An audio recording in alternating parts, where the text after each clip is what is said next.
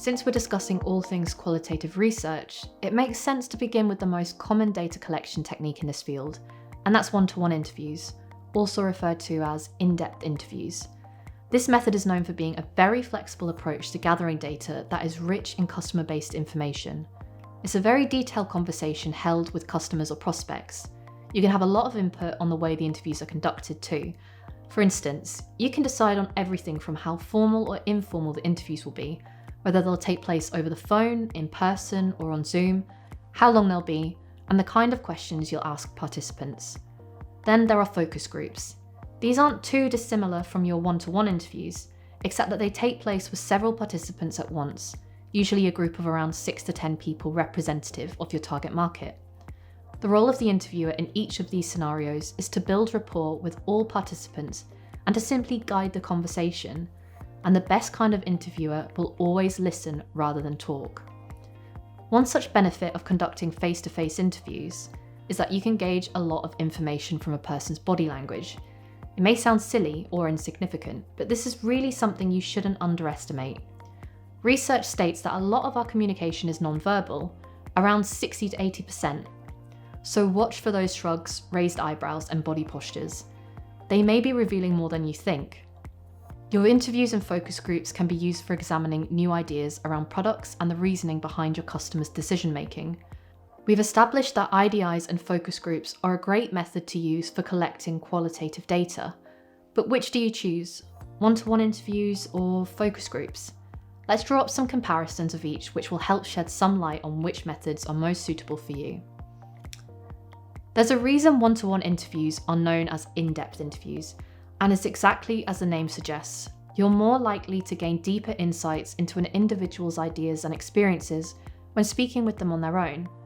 This is because they will have your full attention, so they won't be fighting over anyone else for their chance to speak up.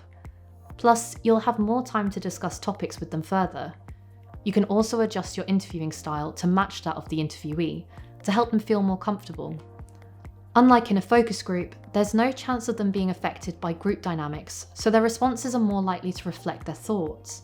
This is especially good for more introverted participants. In addition to this, if you're a B2B company and want to research your customers, you may find that participants are uncomfortable discussing certain topics with you if their competitors are present, something that may occur in focus groups. At the end of the day, your one-to-one interviews are your go-to method when you want to understand consumer-specific needs and experiences.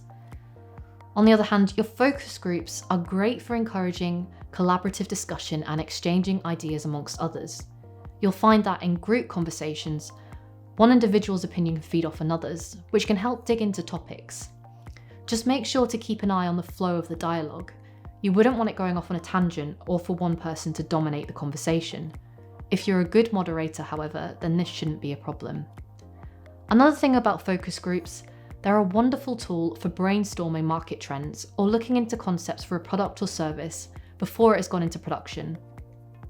In addition to this, focus groups are usually considered to be more cost-effective than your one-to-one interviews, since they require less time when it comes to analysing the data at the end of the day. When considering the types of questions you should be asking participants, you could use closed-ended questions such as, do you enjoy using our product or service? Which would result in a simple yes or no.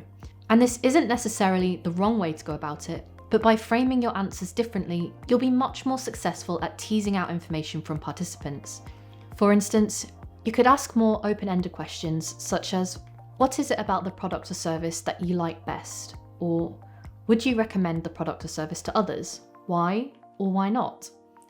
Knowing what to ask your participants can be challenging, and given that you don't want to take up too much of their time, as this can lead to frustration on the participants' behalf, therefore you need to identify what it is you want to discover beforehand. A good approach to this is to split the types of questions you want to be answered into categories. For instance, if you were running a focus group where participants were given a trial of the product beforehand, you may want to consider asking questions in a certain structure. Here are some examples for you to consider. Introductions. This is where you allow introductions to be made between yourself and the participants.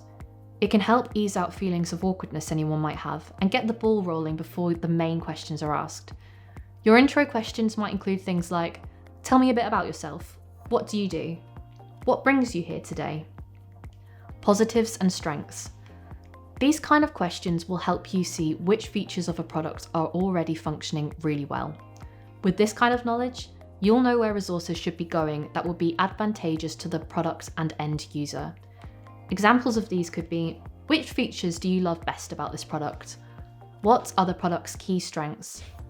What would make you choose this product over others? Concerns or weaknesses. Asking questions in relation to what people disliked about a product can help identify specific problems with a product that may have been overlooked beforehand. Think about asking questions like, what would stop you from choosing to purchase this product? What are the product's weaknesses? Were there any certain issues or concerns you had when using the product?